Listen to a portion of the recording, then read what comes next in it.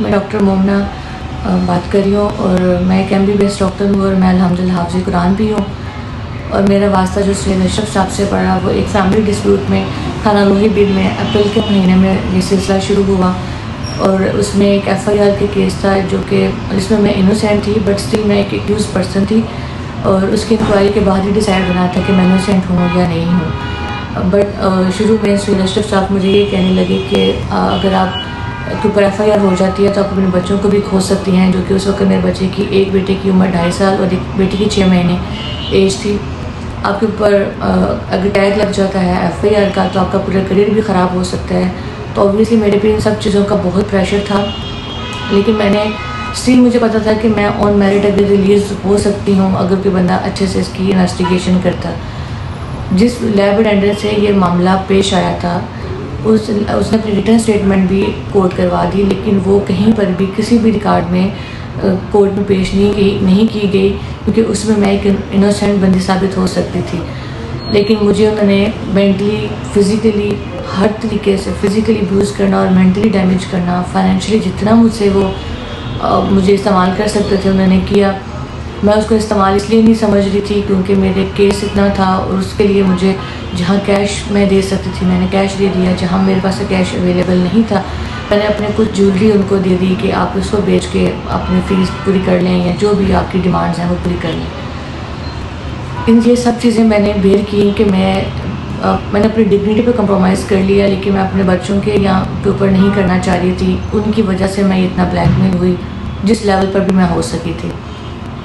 जब चीज़ें मेरे लिए बहुत अनबेरेबल हो गई तो मैंने उस चीज़ का और प्लस मेरे पास जो चीज़ें जो मैं बेच सकती थी या मैं जो दे सकती थी वो देने के बाद जब मेरी बहस हो गई और मुझे कोई रास्ता नज़र नहीं आया, मुझे एग्ज़िट लेना था, उसके लिए फिर मैंने शहर छोड़ना ही बेहतर समझा और मैं छोड़ के चली गई। अपनी लोकेशन हाइड करके, नंबर्स बंद करके अपने आबाई शहर सियालकोट में चली गई। वहाँ मैं 1.5 महीने तक रही। किसी को भी इल्म नहीं था कि ये सब चीज़ें मैं कहाँ पर हूँ। बट उनके जो दोस्त एडवोकेट फ़ाहद हैं जिनका रोल बहुत सस्पिशियस है इस पूरी जर्नी में, एक तरफ वो मुझे बहन कह के मेरे घर बसाने की कोशिश कर रहे हैं कि मेरे 2 बच्चे हैं छोटे और वो छोटी सी गलतफहमी की बुनियाद पर अगर चीज़ें हो गई हैं तो उनको सॉर्ट आउट कर लिया जाए। दूसरी तरफ वो अपने बेस्टी जो सैयद अशरफ साहब हैं उनकी फीलिंग्स को भी कंसिडर कर रहे हैं। तो मुझे टिल डे उनका कोई बिहेवियर समझ में नहीं आया कि वो एक्चुअली क्या चाह रहे थे। हर 24 घंटे के बाद उनका बिहेवियर मेरे लिए चेंज हुआ है।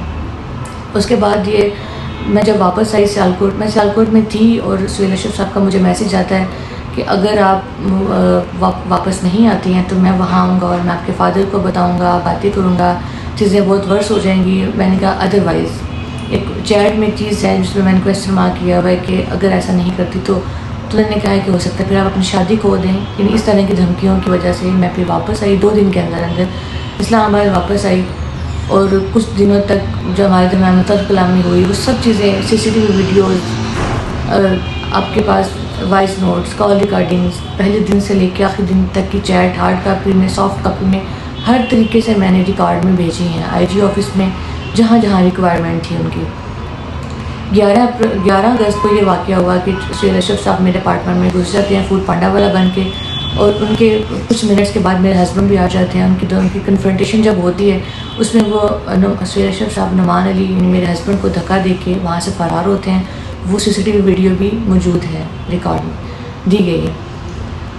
इस दिन के बाद से इन दोनों वकील साहब का भी और SHO साहब का भी बिहेवियर बहुत चेंज था मेरे साथ। मैंने समाजत वाला सिलसिला शुरू हो गया कि आप हमें प्रोटेक्ट कर सकती हैं, चीज़ें इवेंचुअली आपके एंड पे क्लोज़ होनी है। फिर भी मेरे अंदर एक सॉफ्ट कॉर्नर था। मैंने उनसे कहा ठीक है मैं क्लोज़ कर दूँगी, लेकिन मेरी कुछ कमिटमेंट्स हैं कि मैं इन जगहों पर आपको सपोर्ट करूँगी और जहाँ मैं नहीं करूँगी वो भी। नंबर 1, आप मेरी फैमिली किसी बंदे को भी किसी किस्म का नुकसान नहीं पहुँचाएंगे, उनको अप्रोच नहीं करेंगे। नंबर 2, जहाँ मेरे बच्चों को मुझे कंप्रोमाइज़ करना पड़ा नज़र आ रहा हुआ मैं वहाँ आपको सपोर्ट नहीं करूँगी। थर्ड एंड मोस्ट इम्पॉर्टेंट बात ये कि आप झूठ नहीं बोलेंगे। जहाँ आपने झूठ का सहारा लिया, क्योंकि मुझे पता था बीइंग फीमेल और एक सिस्टम का एक पार्ट थे, तो वो उन चीज़ों को कैसे यूज़ कर सकते थे, मुझे कैसे मैनिपुलेट कर सकते थे।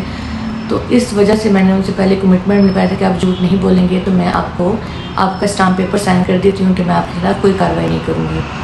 डिसाइड ये हुआ कि मैं उनके किसी बताए हुए स्टाम्प फरोश के पास जाऊंगी, स्टाम्प लिखवाऊंगी और जो उन्होंने अभी तक मुझे कैश में जो भी अमाउंट लिया उसका कुछ पार्ट, क्योंकि वो इतनी अमाउंट है कि वो एक वन गो में वो मुझे नहीं दे सकते थे, मैंने भी पार्टीशन में ही दी थी उनको। उन्होंने कहा कुछ पार्ट हम आपको दे देते हैं और बाकी हम इतने टाइम लिमिट के अंदर अंदर हम आपको देंगे। मुझे उन चीज़ों की नीड नहीं थी, मुझे सिर्फ सुकून चाहिए था, क्योंकि इन सब के दौरान मेरा बच्चा मेंटली बहुत डैमेज हो चुका, स्टिल वो बहुत डैमेज है। उसको पिप्स हॉस्पिटल, निरम हॉस्पिटल में मैंने उसके साइकोटिक बिहेवियर के सेशंस करवाए हैं, उसकी थेरेपी चल रही है। मेरा करियर जो ख़राब हो रहा है वो अलग था, ये नुकसानात उस माली नुकसान से कहीं ज़्यादा थे जिनका कोई कंपनसेशन नहीं है, ना ही कोई कर सकता था। जब ये सब कुछ भी हो गया, स्टाम्प भी दे दिया, उन्होंने कहा, यहाँ तक भी उन्होंने कहा कि हम आपको सुहेल अशरफ साहब की निसान जो गाड़ी है वो भी हम उसकी चाबियाँ भी आपको दे देते हैं कि आप हमारे साथ टेबल टाक करें, इन चीज़ों को वाइंड अप करें, हम आपका क्लोज़ करते हैं। लेकिन इस चीज़ पे मेरे हस्बैंड नहीं एग्री थे कि मैं फ़ाइट करूँगा, मैं कोई टेबल टाक करने को तैयार नहीं हूँ। और फिर फाइनली, क्योंकि मैं स्टाम्प पेपर लिख के दे चुकी थी चीज़ें क्लोज़ करने के लिए, 26 अगस्त को मेरा एग्ज़ाम है और मैं एग्ज़ामिनेशन हॉल में मौजूद हूँ। सुहेल अशरफ साहब की रिटन एग्ज़ाम के बाद और वाइवा से पहले मुझे एक कॉल आ जाती है जिसमें बाकायदा किस्म के थ्रेट्स हैं और उसके बाद वॉइस टेक्स्ट में थ्रेट्स मौजूद हैं। जब मैंने देखा कि इतना सब कुछ करने के बाद भी, यानी हर तरह का नुकसान मैंने बेयर कर लिया, चीज़ें क्लोज़ नहीं हुई, फुल स्टॉप नहीं लगा, तो ये कहाँ जाके रुकेंगी। और सेम डे उन्होंने मेरे फादर इन लॉ को, मेरे ब्रदर इन लॉ, मेरे फादर को, हर बंदे को, मुझे नहीं पता CDR निकाल के जिस तरीके से उन्होंने कॉन्टेक्ट किया और हर बंदे की मुझे कॉल्स आ रही हैं कि हमें ये सुनने को मिला है और ये उन्होंने कॉल रिकॉर्डिंग्स है भेजी। तो ये चीज़ें फिर मेरे लिए बेयर करना आसान नहीं था। अल्टीमेटली मैंने एप्लीकेशन दायर कर दी 21 अगस्त को IG ऑफिस में। उसके बाद उसकी इंक्वायरी स्टार्ट हुई IB ऑफिस में। 1 सितंबर को पहली बार इन दोनों बंदों के साथ, वकील साहब और SHO साहब के साथ मेरा आमना सामना हुआ। इन्होंने अगेन वहाँ जाके झूठ बोला और वहाँ पर मैंने इनसे ये कहा कि जितनी मैं इस चीज़ को हाइड रखने के लिए साइलेंट थी, उतनी ही पैशनेट मैं इस चीज़ को अब हाईलाइट करने के लिए हूँ, क्योंकि मैंने आपसे कहा था आप अपनी लिमिट क्रॉस नहीं करेंगे तो मैं आपको सपोर्ट करूँगी। सिर्फ आपको ही नहीं कर रही थी, अल्टीमेटली एक फ़ीमेल को भी मैं कर रही थी, खुद को भी प्रोटेक्ट कर रही थी। लेकिन वो प्रोटेक्शन जो थी वो मेरे मज़ीद गुज़रते दिन के साथ वर्सी होती जा रही थी। फिर मैंने AIG इनायत शाह साहब ने मुझे सुना, उन्होंने बंदे को गिल्टी करार दे दिया। SP थाना कुराल खुरम साहब ने सुना, उन्होंने बंदे को गिल्टी करार दिया। मेरे सामने उन्होंने बंदे को गिल्टी करार ही दिया, लेकिन स्टिल कोई डिसीजन नहीं आया था। फिर मैं खुली कचहरी में IG ऑफिस में चली गई, उनको मैंने अपना मामला बताया। उन्होंने कहा DIG साहब सुनेंगे। DIG साहब को पास चली गई, DIG साहब ने कहा इंक्वायरी डी नोवो इंक्वायरी के लिए दी है, वो वापस आएगी तो हम देखेंगे। उसका कोई डिसीजन नहीं आया। फिर SSP ऑपरेशंस ने मुझे सुना, पता नहीं इसका डिसीजन क्या है, बट मैं आला अफसरान से और हुक्मरान से ये रिक्वेस्ट करूँगी कि आप हम जैसे लोगों के लिए, जिन्होंने अपनी पूरी साबका ज़िंदगी में भी एक अच्छे करियर की ख्वाहिश की और मेहनत की यहाँ तक पहुँचने के लिए, इज़्ज़त बनाने के लिए, और वो कुछ लम्हों में एक ऐसे अफसरान जो कि मुझे नहीं पता आप उनको ऑन मेरिट हायर करते हैं या किस तरह, लेकिन उनकी वजह से हम जैसे लोगों के घर भी, हमारी नस्लें भी डैमेज हो रही हैं। जैसे मेरा बेटा अभी इतना डैमेज है कि पुलिस की गाड़ी टॉयज़ में भी देख के उसे डरता है और हर सुबह उठ के वो मुझसे ये सवाल करता है कि आपको पुलिस अंकल ने मारा था, क्योंकि वो इस चीज़ का विटनेस है। तो मैं अफसरान से रिक्वेस्ट करूँगी कि हज़रत उमर फ़ारूक रज़ियल्लाहु अन्हु का कौल है कि अगर दरिया के किनारे एक कुत्ता भी मर गया प्यासा तो उसका जवाबदेह हम हैं। तो आला अफसरान और हुक्मरान साहब, मेरे साथ जो कुछ भी हुआ उसका कंपनसेशन तो कोई भी नहीं कर सकता, इनफैक्ट मैं खुद नहीं कर सकती, बट आप हम जैसे लोगों हो सकती हूँ अगर कोई बंदा अच्छे से इसकी इन्वेस्टिगेशन करता। जिस लैब अटेंडेंट से ये मामला पेश आया था उसने अपनी रिटन स्टेटमेंट भी कोर्ट करवा दी, लेकिन वो कहीं पर भी किसी भी रिकॉर्ड में कोर्ट में पेश नहीं की गई, क्योंकि उसमें मैं एक इनोसेंट बंदी साबित हो सकती थी। लेकिन मुझे उन्होंने मेंटली, फिज़िकली, हर तरीके से फिज़िकली अब्यूज़ करना और मेंटली डैमेज करना, फाइनेंशियली जितना मुझसे वो मुझे इस्तेमाल कर सकते थे उन्होंने किया। मैं उसको इस्तेमाल इसलिए नहीं समझ रही थी क्योंकि मेरे केस इतना था, और उसके लिए मुझे जहाँ कैश मैं दे सकती थी मैंने कैश दे दिया, जहाँ मेरे पास कैश अवेलेबल नहीं था मैंने अपने कुछ ज्वेलरी उनको दे दी कि आप उसको बेच के अपनी फ़ीस पूरी कर लें या जो भी आपकी डिमांड्स हैं वो पूरी कर लें। इन ये सब चीज़ें मैंने बेयर की कि मैंने अपनी डिग्निटी पे कंप्रोमाइज़ कर लिया, लेकिन मैं अपने बच्चों के के ऊपर नहीं करना चाह रही थी। उनकी वजह से मैं इतना ब्लैकमेल हुई जिस लेवल पर भी मैं हो सकी थी। जब चीज़ें मेरे लिए बहुत अनबेरेबल हो गई तो मैंने उस चीज़ का और प्लस मेरे पास जो चीज़ें जो मैं बेच सकती थी या मैं जो दे सकती थी वो देने के बाद जब मेरी बहस हो गई और मुझे कोई रास्ता नज़र नहीं आया, मुझे एग्ज़िट लेना था, उसके लिए फिर मैंने शहर छोड़ना ही बेहतर समझा और मैं छोड़ के चली गई। अपनी लोकेशन हाइड करके, नंबर्स बंद करके अपने आबाई शहर सियालकोट में चली गई। वहाँ मैं 1.5 महीने तक रही। किसी को भी इल्म नहीं था कि ये सब चीज़ें मैं कहाँ करूँ। बट उनके जो दोस्त एडवोकेट फ़ाहद हैं, जिनका रोल बहुत सस्पिशियस है इस पूरी जर्नी में, एक तरफ वो मुझे बहन कह के मेरे घर बसाने की कोशिश कर रहे हैं कि मेरे 2 बच्चे हैं छोटे और वो छोटी सी गलतफहमी की बुनियाद पर अगर चीज़ें हो गई हैं तो उनको सॉर्ट आउट कर लिया जाए। दूसरी तरफ वो अपने बेस्टी जो सुहेल अशरफ साहब हैं, उनकी फीलिंग्स को भी कंसिडर कर रहे हैं। तो मुझे टिल डे उनका कोई बिहेवियर समझ में नहीं आया कि वो एक्चुअली क्या चाह रहे थे। हर 24 घंटे के बाद उनका बिहेवियर मेरे लिए चेंज हुआ है।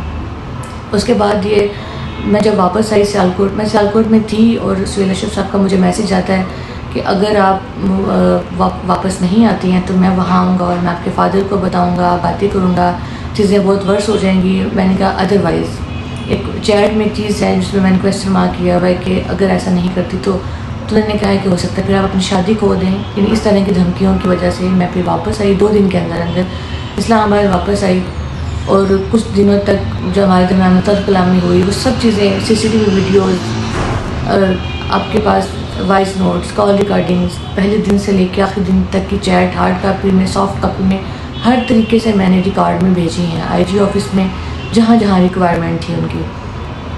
11 अगस्त को ये वाक़या हुआ कि सुहेल अशरफ साहब मेरे अपार्टमेंट में घुस जाते हैं फूड पांडा वाला बन के और उनके कुछ मिनट्स के बाद मेरे हस्बैंड भी आ जाते हैं। उनकी कन्फ्रंटेशन जब होती है उसमें वो सुहेल अशरफ साहब नुमान अली यानी मेरे हस्बैंड को धक्का दे के वहाँ से फ़रार होते हैं।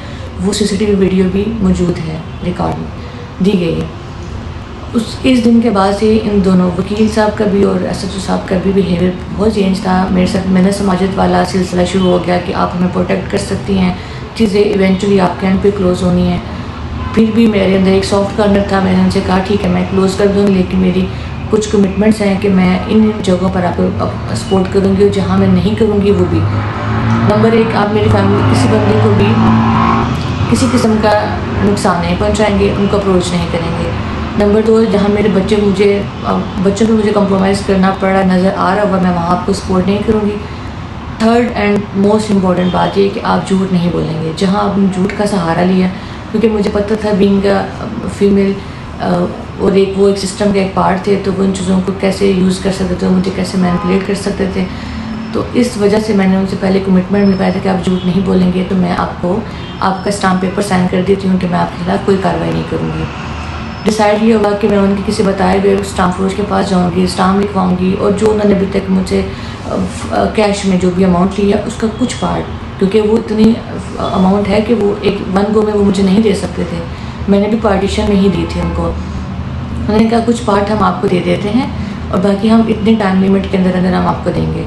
मुझे उन चीज़ों की नीड नहीं थी, मुझे सिर्फ सुकून चाहिए था, क्योंकि इन सब के दौरान मेरा बच्चा मेंटली बहुत डैमेज हो चुका। स्टिल वो बहुत डैमेज है। उसको पिप्स हॉस्पिटल, निरम हॉस्पिटल में मैंने उसके साइकोटिक बिहेवियर के सेशंस करवाए हैं, उसकी थेरेपी चल रही है। मेरा करियर जो ख़राब हो रहा है वो अलग था। ये नुकसानात उस माली नुकसान से कहीं ज़्यादा थे, जिनका कोई कंपनसेशन नहीं है, ना ही कोई कर सकता था। जब ये सब कुछ भी हो गया, स्टाम्प भी दे दिया, उन्होंने कहा, यहाँ तक भी उन्होंने कहा कि हम आपको सुहेल अशरफ साहब की निसान जो गाड़ी है वो भी हम उसकी चाबियाँ भी आपको दे देते हैं कि आप हमारे साथ टेबल टॉक करें, इन चीज़ों को वाइंड अप करें, हम आपका क्लोज़ करते हैं। लेकिन इस चीज़ पे मेरे हस्बैंड नहीं एग्री थे कि मैं फ़ाइट करूँगा, मैं कोई टेबल टॉक करने को तैयार नहीं हूँ। और फिर फाइनली, क्योंकि मैं स्टाम्प पेपर लिख के दे चुकी थी चीज़ें क्लोज़ करने के लिए, 26 अगस्त को मेरा एग्ज़ाम है और मैं एग्जामिनेशन हॉल में मौजूद हूँ। सुहेल अशरफ साहब की रिटन एग्ज़ाम के बाद और वाइवा से पहले मुझे एक कॉल आ जाती है जिसमें बाकायदा किस्म की थ्रेट्स हैं और उसके बाद वॉइस टेक्स्ट में थ्रेट्स मौजूद हैं। जब मैंने देखा कि इतना सब कुछ करने के बाद भी, यानी हर तरह का नुकसान मैंने बेयर कर लिया, चीज़ें क्लोज़ नहीं हुई, फुल स्टॉप नहीं लगा, तो ये कहाँ जाके रुकेंगी। और सेम डे उन्होंने मेरे फादर इन लॉ को, मेरे ब्रदर इन लॉ, मेरे फादर को, हर बंदे को, मुझे नहीं पता CDR निकाल के जिस तरीके से उन्होंने कांटेक्ट किया और हर बंदे की मुझे कॉल्स आ रही हैं कि हमें ये सुनने को मिला है और ये उन्होंने कॉल रिकॉर्डिंग्स है भेजी। तो ये चीज़ें फिर मेरे लिए बेयर करना आसान नहीं था। अल्टीमेटली मैंने एप्लीकेशन दायर कर दी 21 अगस्त को आईजी ऑफिस में। उसके बाद उसकी इंक्वायरी स्टार्ट हुई आईबी ऑफिस में 1 सितंबर को। पहली बार दोनों बंदों के साथ, वकील साहब और एसएचओ साहब के साथ मेरा आमना सामना हुआ।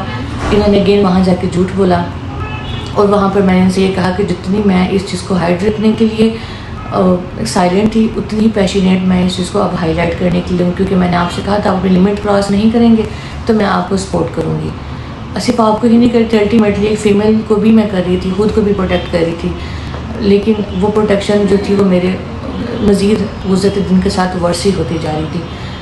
फिर मैंने एआईजी इनायत अली शाह साहब ने मुझे सुना, उन्होंने बंदे को गिल्टी करार दे दिया। एसपी थाना कुराल खुरम साहब ने सुना, उन्होंने बंदे को गिल्टी करार दिया।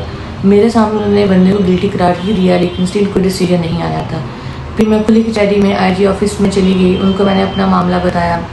उन्होंने कहा डीआईजी साहब सुनेंगे। डीआईजी साहब को पास चली गई, डीआईजी साहब ने कहा इंक्वायरी डी नोवो इंक्वायरी के लिए गई है, वो वापस आएगी तो हम देखेंगे।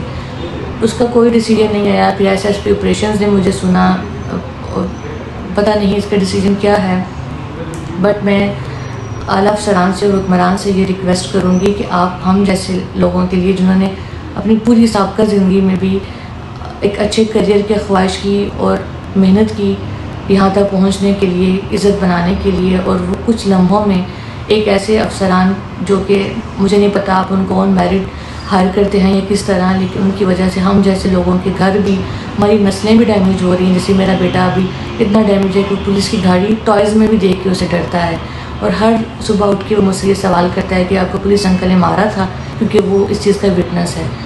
तो मैं अफसरान से रिक्वेस्ट करूँगी कि हज़रत उमर फ़ारूक रज़ियल्लाहु अन्हु का कौल है कि अगर दरिया के किनारे एक कुत्ता भी मर गया प्यासा तो उसका जवाबदेह हम हैं। तो आला अफसरान और हुक्मरान साहब, मेरे साथ जो कुछ भी हुआ उसका कंपनसेशन तो कोई भी नहीं कर सकता, इनफैक्ट मैं खुद नहीं कर सकती, बट आप हम जैसे लोगों की रिक्वेस्ट पे हमें इंसाफ इतना तो ज़रूर दें कि बाकी लोगों के लिए ये एक इबरत बन सके। शुक्रिया।